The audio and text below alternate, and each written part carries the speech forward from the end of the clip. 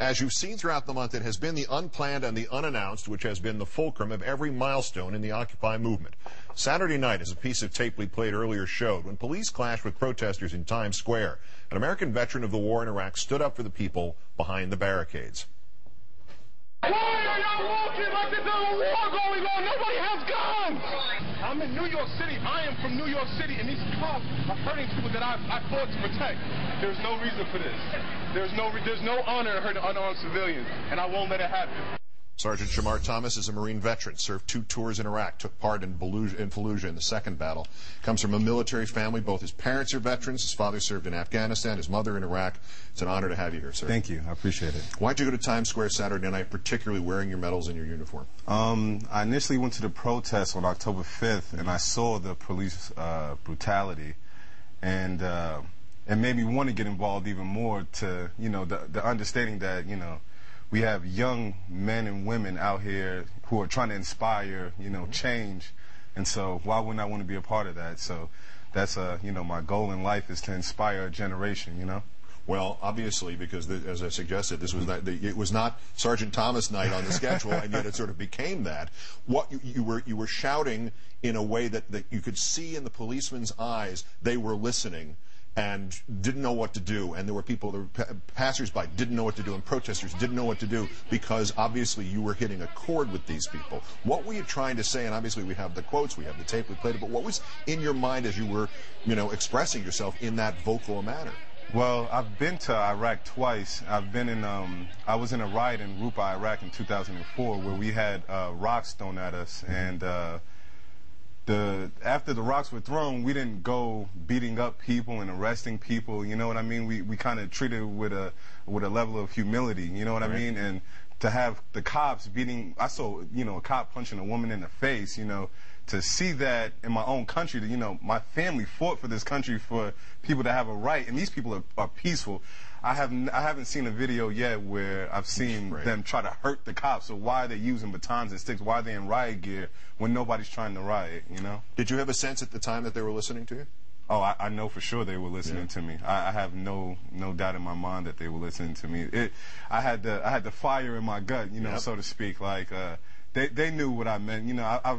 I've been to on over 50 combat missions, so the intensity is there. They know that I'm telling the truth. They know in their hearts what I'm saying is right. With good reason, in the last 10 years, particularly the New York Police Department has gotten a little militaristic in their point of view, because they now are trained that everything could be fatal, and that's probably a good attitude to have given what happened in 2001. There's an understanding of that, at least where it comes from. However, not every situation is fatal. Exactly. And it seemed like you were a cold bucket of water against their sort of fevered, what's going to happen now thing, because you actually been in the real thing where it was life and death, and this was not it. And that was what you're trying to get to them? It's a time and place for things. It wasn't when the situation arises where the crowd starts getting frantic. That's when it's time to say, what, the crowd is getting frantic. When people are just shouting, we are the 99%, come join us. These are not, chants that incite violence. You know what I mean? So why, the riot police were informed, just walking, marching up and down the street like it was a battle going on. And I've been in battle. There was no battle going on. Right. The other side not only didn't have weapons of any kind, they didn't have the rocks yet. They're not rocks. There's no stage at that point. Give me your assessment of the messages that are coming from Occupy Wall Street, and are you in favor of them, opposing the corporate greed and holding the banks accountable and supporting the middle class, principally, those three?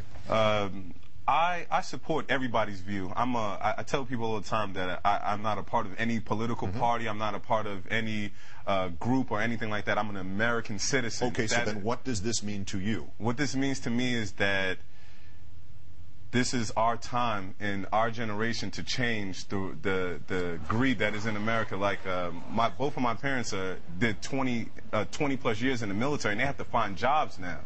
And it's like I recruited for the Marines for 4 months, and it's like I taught kids to come join the Marines. So it's like, come join the Marines, and then what are you going to do after you get out of the Marines? You know what I mean? So it's like there's no there's no place for us to go now. You know what I'm saying? So, is there a place, do you think, in Occupy, in the entire movement, in the protest movement that's beginning in this country, for veterans' rights, and particularly recent veterans' rights, to be addressed? Should there be some more attention paid to this fact? Well, that's the whole thing with the uniform. Sure. That's what I tell people. Like, I want to inspire the veterans to come out, because a lot of veterans have this thing where they don't want to speak against the government. They're so, trained, like, oh, no, if I speak out, speaking against the government is wrong, you know what I mean? Because we have a chain of command, But Yeah. I don't think it's about a chain of command. It's about a way of life, You understand what I'm saying? So Chain of command goes both ways.